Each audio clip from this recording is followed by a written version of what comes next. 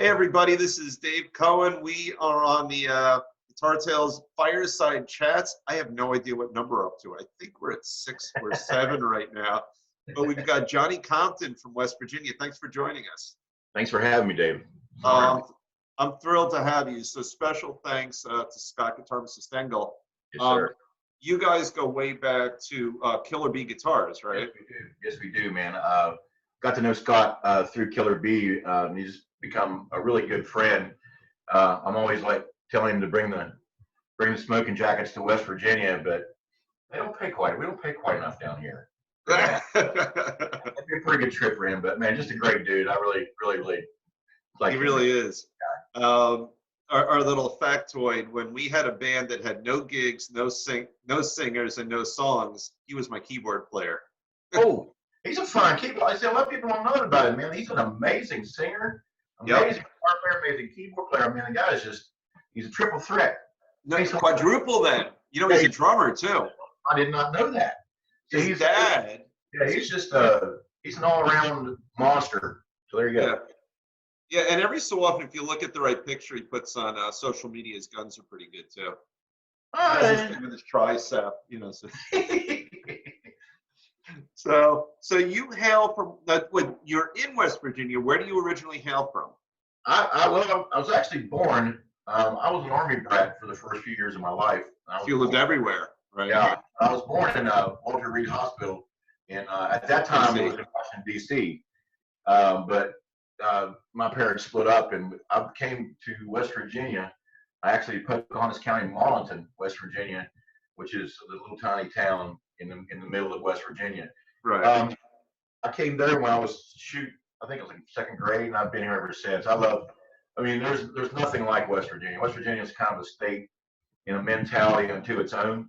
You know, it's kind of in between the North and the South. Right, you know, right. I feel like you get kind of the best of both worlds there. You know. Now you're above the Mason-Dixon line, though, right? Yeah, we're above the Mason-Dixon. Yeah, West Virginia actually was Virginia during the Civil War. We left to join the northern side. So. Oh, okay. Yeah, I spent many years on the road as an electrician, and we were working a job in Richmond, and there was this really crusty, old, hateful local guy there, and he said, I was sitting with my buddy, and he said, "Y'all from West Virginia?" And I said, "Yeah." He goes, "Y'all deserters. You left us during the Civil War, you know." And my buddy was eating the sandwich, and he looked up and he goes, "Didn't take us long to figure out who's going to win that scrap, mister." There you go. Yeah, that's funny. Yeah, I've only been through it a few times on longer drives, but it's gorgeous out there. Absolutely gorgeous. Nothing like it, man. I've been all over the place, all up and down the East Coast. Like I said, I was doing electrical work and touring, play music, and you know, it's just there's nothing like it. West Virginia, there's a whole different. It's like a whole different world, actually. To be honest with you, I love it. I love it. I bet it, and you know, you guys get a bad rap. Yeah, we do, and you know, it's in some ways deserved. You know, I mean, but there are rednecks and hillbillies everywhere. No, there are. We've got a lot in Jersey. I'll tell you that. Oh, I can imagine. Yeah, I can imagine. New York, I was up in New York a couple of times. I was like, I mean, they bag on us. What the hell, man? I mean, I've never seen me rednecks in all my life. Oh my God! If you get out of this New York City and Long Island, it's no different.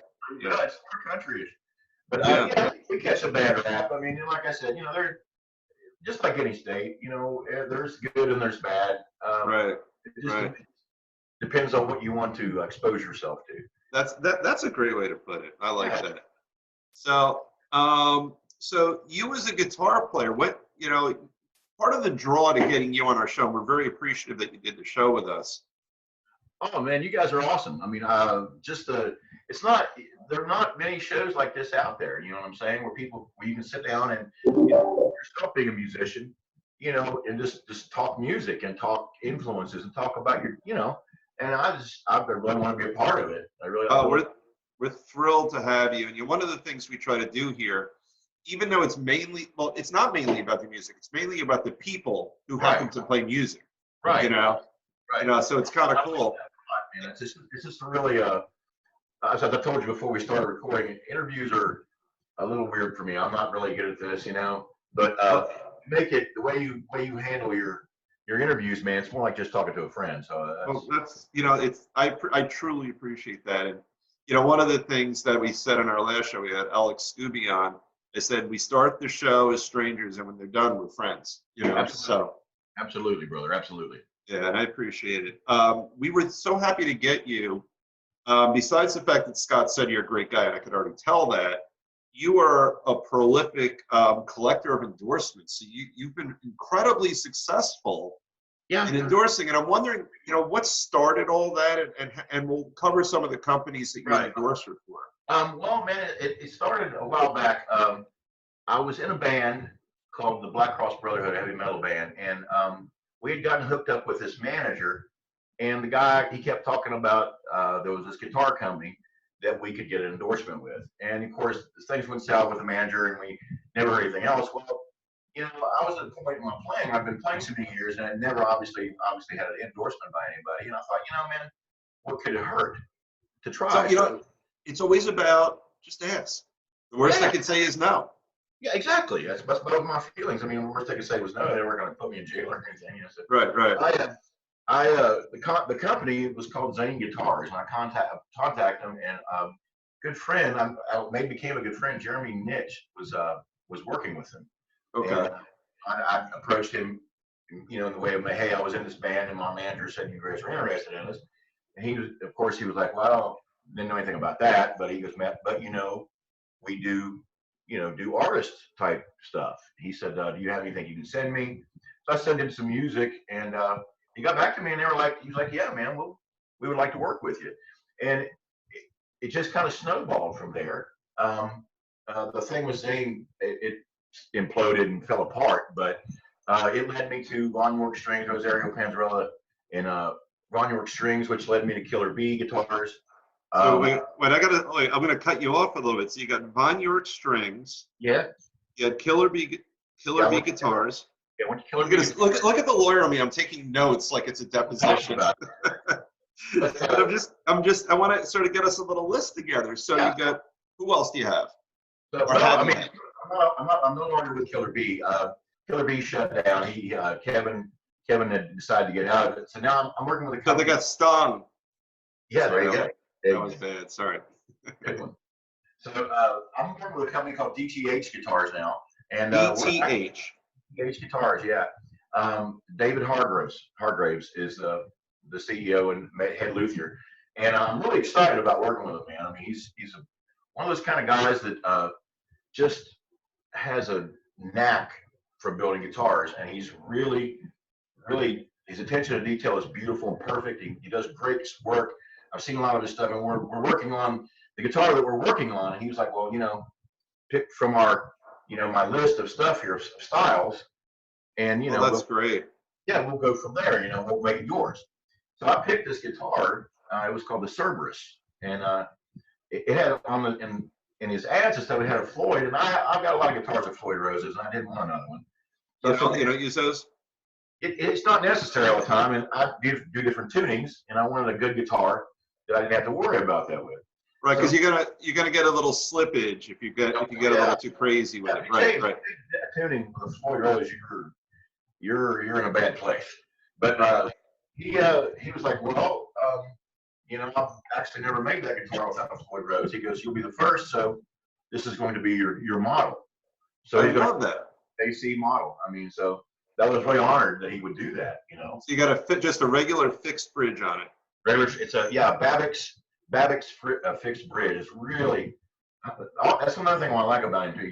Everything he uses is extremely high end, parts, and he does not fool around. I mean, you're not going to get a Chinese plastic volume something with your $1,000 guitar, Or like shitty machines or something like that. Yeah, he's really talented, man, and he's actually turned into be quite a brother. I mean, he's got one of those kind of guys that has your back no matter what. I'm just really impressed with him. I really enjoy working for him. That's really great. So then after that, it was I believe Spectraflex cables. I went to them. I worked with him. Corvid amp cabinets, in-tune guitar picks, Uh, and custom audio mutation, man, that was the big one for me. What was it called? Custom audio mutation.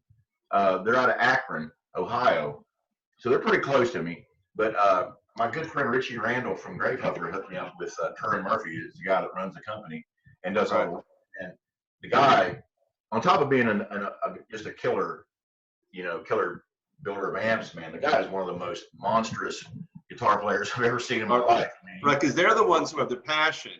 Right. They understand the tone that you need to get. That was the thing that kind of killed with Zane. Zane, when I was talking to the luthier, he was like, "Well, I don't play guitar." Oh, that's crazy. What? What? How do you? What?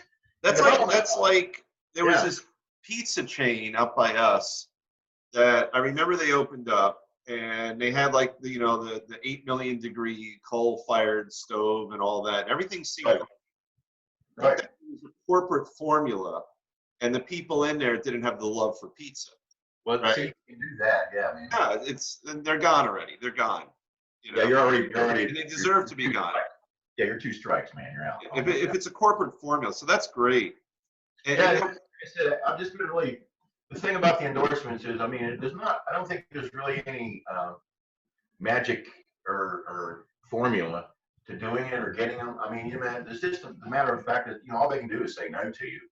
Right. And I've found that just approaching people, and just striking up a conversation was my newest one. I was with Von York Strings for 3 years, and just he said Rosario got me in Guitar Player magazine. I was in Guitar Player magazine in an ad, which was obviously a dream come true for me.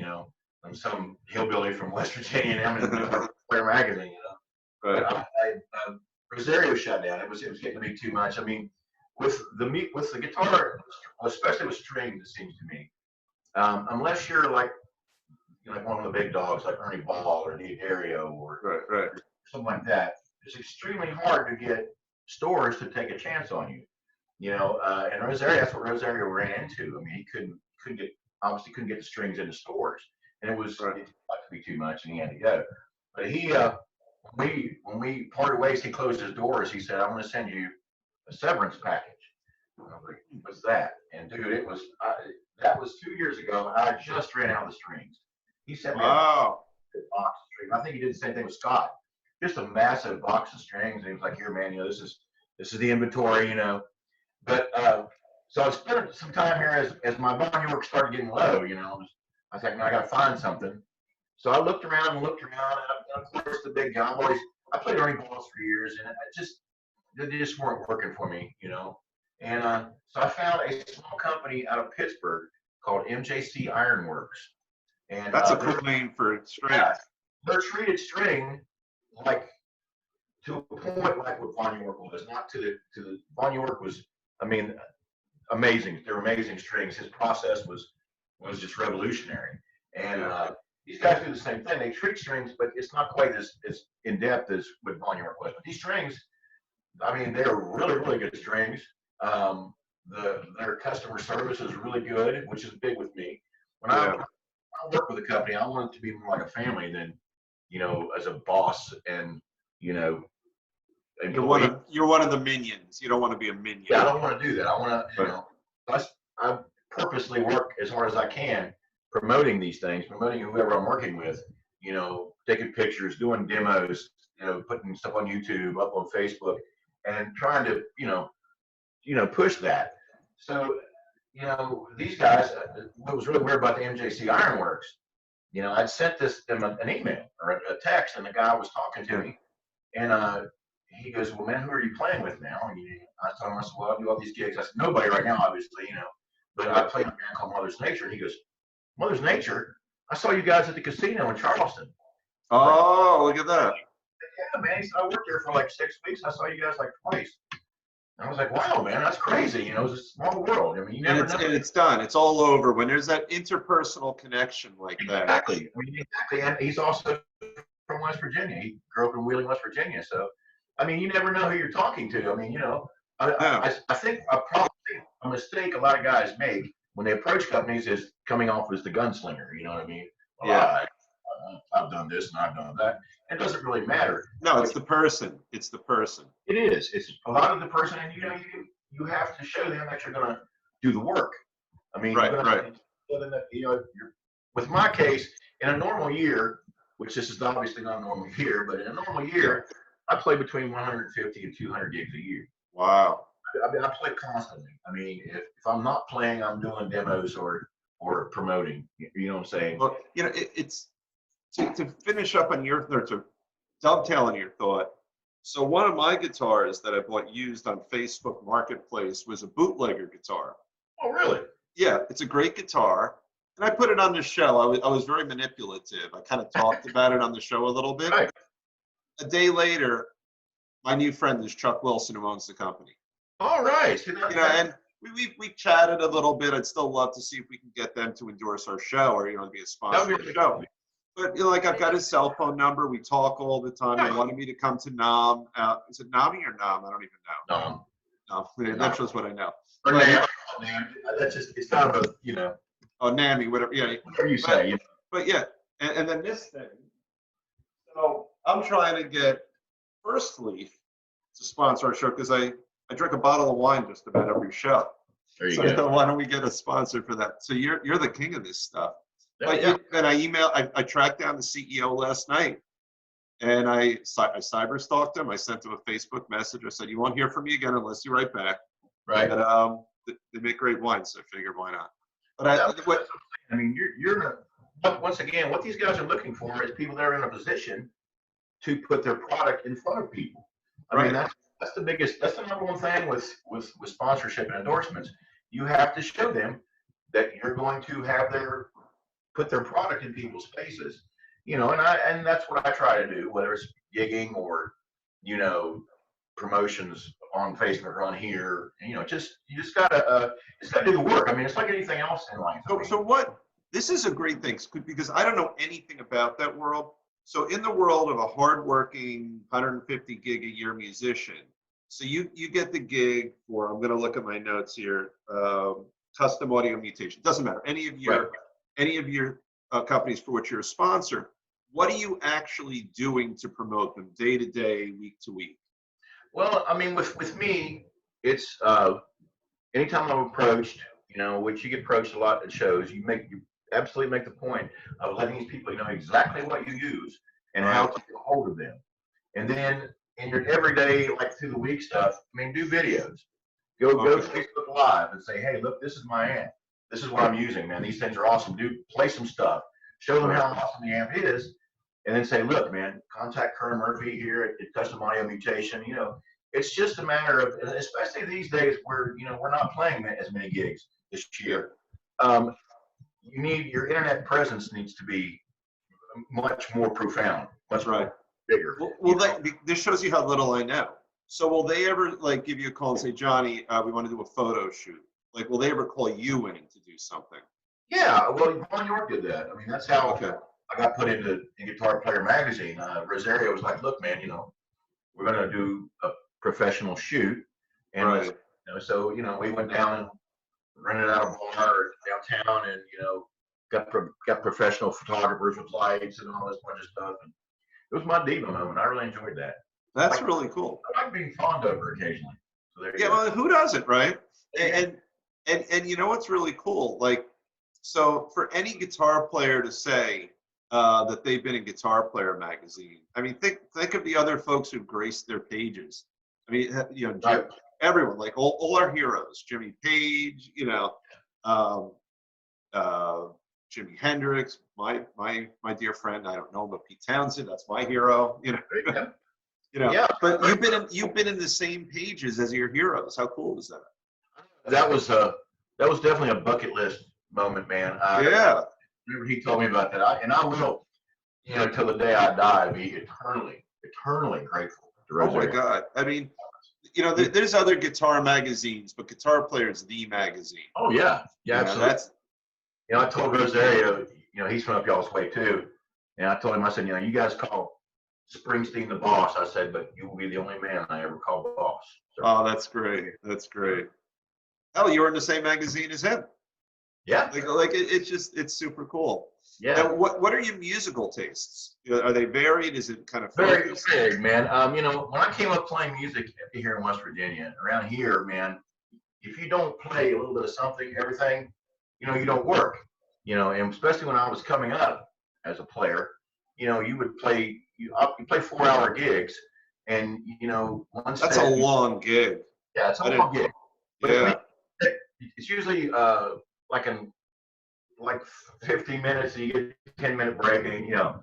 But you may one set play Hank Williams, and the next set be playing, you know, Megadeth. You know, so Right. they want variety. And Right. as I was learning to play, you know, I would delve into all these things. And once you do that, man, you know, I think that's a mistake a lot of players make. I mean, they're closed-minded to other styles of music. Right.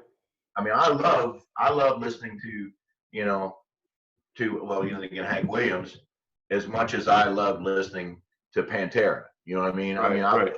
Everything. But if you wanted to label me something these days, as I've gotten older, I play Southern rock a lot. I love Southern rock. I mean, that's what I grew up listening to. Yeah, in New Jersey. You know, the name of the Steel Company.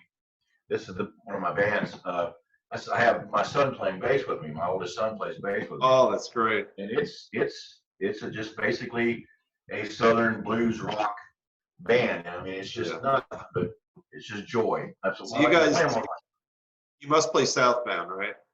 Oh yeah, we're working on Southbound. We do a lot of Blackfoot and almonds. Do some more almonds.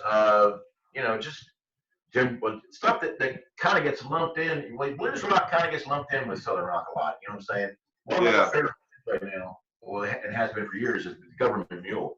Warren Haynes is just, I've seen him twice. What do you say, Government Mule? Yeah, Government Mule. I have heard a little bit of their stuff. Everyone tells me how great they are. I have to admit, I don't know They them. are absolutely one of the best bands working. And them and Blackberry Smoke are like the two big, you know, they carry the flag for Southern rock. Right.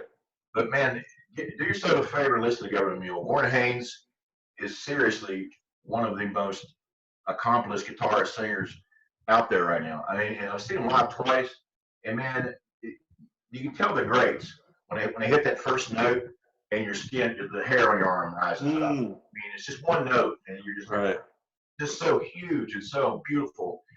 His tone is just magnificent. I mean, it's just he's a huge influence on my playing and my singing right now. Great slide. I'm not such a great slide player, but he is. Do you guys do any originals, or is it all covers? Yeah, we are actually. And this year, my plan was I'm working on a follow-up to Last Minute Standing, which is my first solo album. My plan this year was to do that and release an Aim of Steel album. I'm working with another. I was going to work with another band called the Scurvy Dogs, and we were doing. That's a great name. Thank you. We're doing an album, so I was going to get all three of those done this year, and that's not going to happen. So there you go. It's a little tougher. So I always brag that my first band was called Bloody Smegma. That's pretty good, dude. That's a good one. I didn't come up with it. I was in a band for about 20 minutes. It was called Stink Finger. Oh, I like that. And then my last college band before I stopped being in a band was John Doe and the Generics featuring Michael Bernstein. That's pretty good too. And a little trivia, Lenny's nephew. So Leonard Bernstein's nephew. Oh yeah. Is our bass player. Yeah. Wow. Yeah, is that pretty cool? But that was college stuff, not paid gigs. So I got to ask, you have two purple guitars behind you, I could see. Yes. That over here. Let me see that one. That looks like a little different. This one was the original Killer Bee. That's beautiful. I love the contour on there. Yeah, she's great headstock. She's the original guitar. That's actually still the only one I have left. 4-bolt neck I saw. You got a 4-bolt neck. Very nice. It's a great guitar. He did it's Floyd Rose on it, gold hardware. He did a great job with this guitar. It was that was my number one. My first one I ever got. Her name was Elizabeth. No, Sharon. That's Sharon. I'm sorry. I named after my mom. This is actually one of my newer ones. This is Elizabeth. Oh, she's pretty. Oh my God. He's actually Wow. He's an Epiphone standard photo. That that is a finish. Look at that. I'm looking at me. It's so shiny. I did that again. Flip the back. That was a cool camera effect. I could see myself in the back of your guitar. That's funny. I made it ugly for a second. Oh, Jim. Oh, I love that. I'm a connoisseur of Jim Beam. That's There great. you go. Is that what you're drinking today? What are you drinking at? No, you're drinking a bottle. Jim Beam Black. Jim So Beam you, Black. so There. there's This is beer and a cranberry juice, right? No, that's Kentucky. Oh, bourbon beer, right? Yeah, bourbon barrel ale. I like those. Yeah, like. I do too. This is Jim Beam. This is Jim Beam. So. I thought so. Then I amended. I thought you were going to say it was like cranberry juice in one hand and beer in the other, but nah. To me, there's two quintessential Southern Rock whiskeys. One is Old Granddad, right. And Jim Beam. And I can't stomach Old Granddad, so there you go. Yeah. Jim Beam When I was in my college freshman year band, our singer Katie Milak had only sang in church choirs, so we made her we made her chug whiskey to learn how to sing rock, and it kind of worked. I was going to say that's generally the approach. I mean, that's what worked for me over the years. I noticed, well, back in the day when I first started singing, I started singing because I was the guy with the loudest voice. We could find singers, and man, back in those days, I could sing really high. I could sing higher stuff. We were doing Queensryche and stuff like that. And as I've gotten older, drinking and stuff and other stuff, but I mean, we won't go into that. But anyway, it's kind of lowered my range. But to be honest with you, it kind of feel like I've found my voice. I would think it would add character to it. Just like we look better with wrinkles, I think, because it's just character in our face. Yeah. I agree. That's why I let my beard go white. I mean, I used to color it, but you embrace it. You're getting older. Yeah. You're wiser, and you're right. Miles. Yeah. It's all good. It's all good. Especially if you're playing rock. I think the more age you show, you become that grizzled old rocker. Which I think is cool. Those are my favorites. You know what I mean? I mean, those have always been my favorites. To see live. You see like I said before, you see the miles on their face. You see the things they've gone through. You know what I'm saying? I mean, that's to me. Like I said, I mentioned before, I was playing in the heavy metal band Black Cross Brotherhood. As I've gotten to in the last 3 or 4 years, I mean, not to say anything against heavy metal, I still love it, still listen to it occasionally, but I mean, I'm not an angry young man anymore. You know what I mean? Right. I'm pretty happy with my life. You know what I'm saying? Metal has lost a lot of performing metal has lost a lot of its luster for me. I mean, I don't particularly. I mean, a lot of what I do is rock based. When I play blues stuff, there's the Page licks and the Angus Young licks fly in there and stuff. But it's still. I just find myself. I guess I've mellowed. Yeah. And I'm pretty comfortable with that. Yeah. I mean, like, you know what it is? Each stage in your life is legitimate. So when you're an angry young guy and you're playing a little Sabbath, that has its place. Yeah. And it always has to be consistent with who you are in that moment. Exactly. I'm happily married. I've been with the same woman for 16 years, and I landed. And we've been married for 2, and I'm not angry. I mean, I'm not angry about things, and I just don't feel the need to do that anymore. You know what I'm saying? Right. It's just I feel like Amos has got a song called I Ain't Going Out That Way, and what the chorus says is I've lived by the sword, but I ain't going out that way. And it's just about, I wrote that about my life. Staring. I was sitting here one day and looking out the window and just kind of thinking about every place I'd been and everything I'd seen and all the things I've done, good and bad in my life. And I was like to talk to myself, out of all the roads I've traveled, I think here's where I'm supposed to be. And that kind of song grew out of that. I'm content with my life. You know what I'm saying? I've done a lot of things, and things I never thought that I would ever achieve. I've achieved. Now in saying that, I am in no ways finished. There's still a million things I want to do, especially with my son. With him and still my son. My son is. I'm extremely proud of my son. He's well, both of my sons. I'm extremely proud of both of my sons. But playing on stage with Jonathan every night. We call him the Revelator, John the Revelator. I love that. Yeah, and I guarantee you, he's very proud of his dad. Well, sometimes he is. Sometimes I make an ass out of myself. So, well, you're still a rock guy. I mean, look. He's actually more of an adult than I am.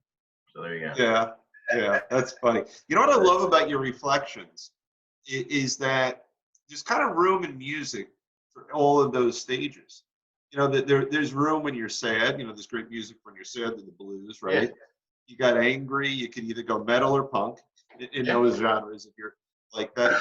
But then when you get a little older, you can sort of look back at all of that. And God knows there's room in music for that sort of contemplative part of your life. When you're looking back with appreciation and you're still pulling all of that stuff into your music, but you're not coming from a place of either anger or insecurity anymore, because insecurity fuels a lot of music too. You know, with younger people who are very insecure and they're all about the, hey, look at me. Yeah. We all still always have a little bit of the, hey, look at me, but.